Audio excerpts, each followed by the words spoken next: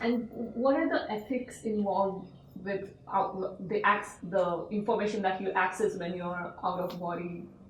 Yes, important question. Very good question. What happens is when you're outside the body, I know ethics, just like we were saying before, some concepts here in the physical reality that for us are abstract. Outside the body, they're very palpable. They're almost solid.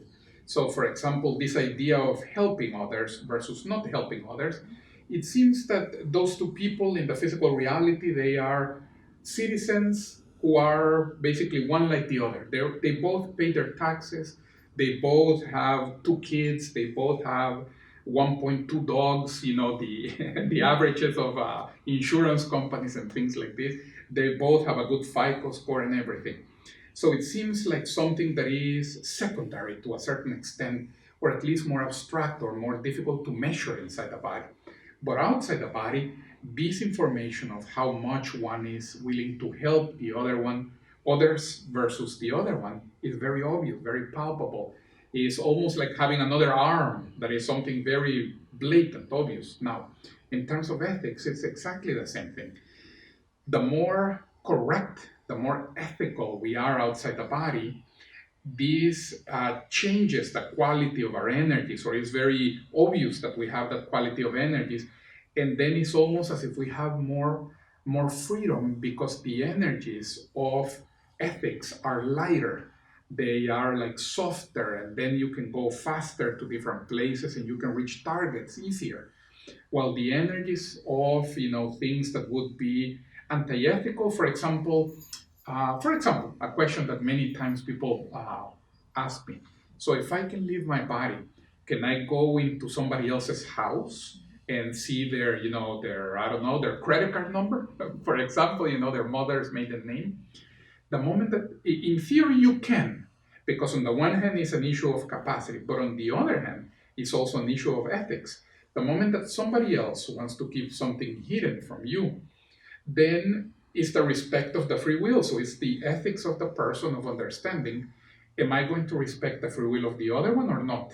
So one thing is the other person doesn't want for you to see it, and then do we respect it or not? Now, when the person says, I am not going to respect that, and they are choosing then something that is less than ethical, the energies become more dense, the energies become more heavy, and normally the person has a harder time, first of all, just leaving the body.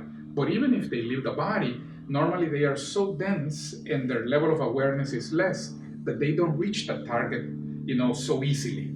Now, if you, on the other hand, have, for example, the intention, look, I want to go to that person there and I am going to go help them, I'm going to go assist. I am going to respect their free will. Now you have an easier time leaving the body, the energies are lighter, and because you are being correct with the ethics, then what happens is you leave the body, you can reach a lot of different targets, and you're going to be again correct with the ethics. You're not going to go there. The moment that you think, let me go there to see the credit card, now the energies become dense because you are manifesting that energetic information that is going against the free will of somebody else.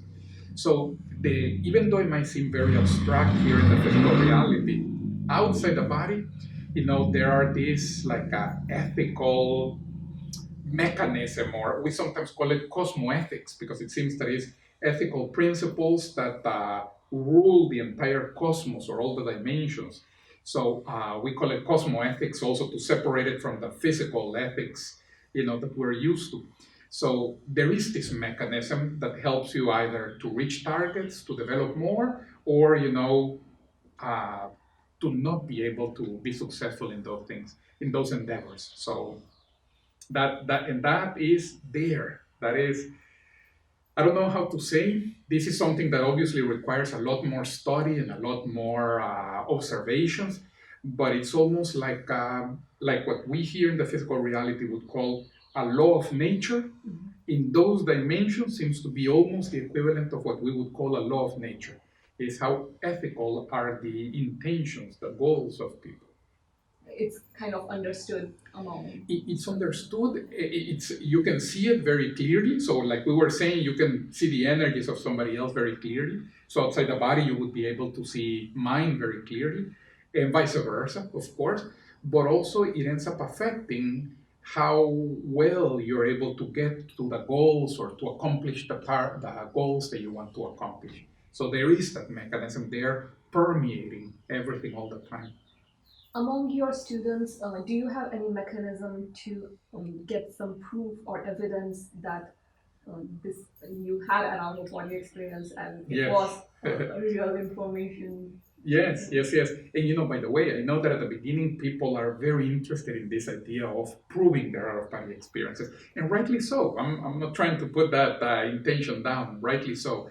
It's just that after a while that you have already proved it to yourself a little bit, you're no longer concerned with that. You're just enjoying the out of body experience. But with the idea of proof, we have several courses in which what we do is, for example, people have to leave their body, they have to go see an object that we have hidden, and then they have to come back to their body and then report it to us afterwards, and then we reveal the object, and once they have already written it down and reported it. One of them is this class that we call the out-of-body experience decathlon or pentathlon. This name is just because in the Olympics that decathlon is 10 competitions in different different abilities, right? Running and jumping, etc. And the pentathlon would be 5 different competitions. So it's just the name we just thought that it was a cute name for this course that we have, in which the person goes for 10 weeks. And on 10 weeks, they are trying different out-of-body experience techniques. So like a decathlon on out-of-body experiences. And then in that course, we do that where we as instructors, we hide something. We even tell them where, but they cannot see it. Now they have to leave their body. They have to go and see that object. They come back the next week. They tell us what it is. We show them the object, and then we change the object. And the next week they have a new challenge, and they go like that for 10 weeks. The objective is not just the proof. It's just that this is an element. Obviously, the objective is the practice of the out-of-body experience and trying the techniques, etc.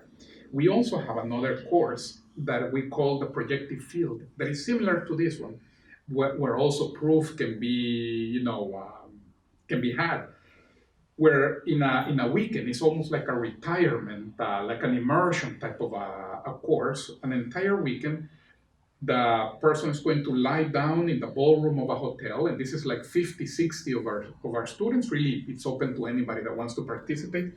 And then they have to try to leave their body.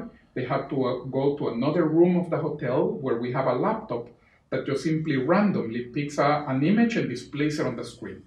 And the room is empty and locked. So they have to see that image, come back, write it on a form, then this is taken to an auditor who is not anybody from the IAC. Usually it's either a journalist or a college professor, somebody with some authority. And then they're going to certify that they saw all of these forms before opening the door, and then we see the image, and we compare what happened. We actually just had this event in Miami last week. This is something that was designed by a couple of researchers of the IAC, Wagner Legretti and Nancy Trivelato. And now in Miami, we had a lot of hits. It was interesting to see how many people saw, sometimes part of the image, sometimes the full image, but enough for you to realize this is a hit. And this is, ends up providing conventional data, conventional proof as well, of the reality or the objectivity of the out-of-body experiences. How long does it normally take for someone to have an out-of-body experience? Is it hours or days?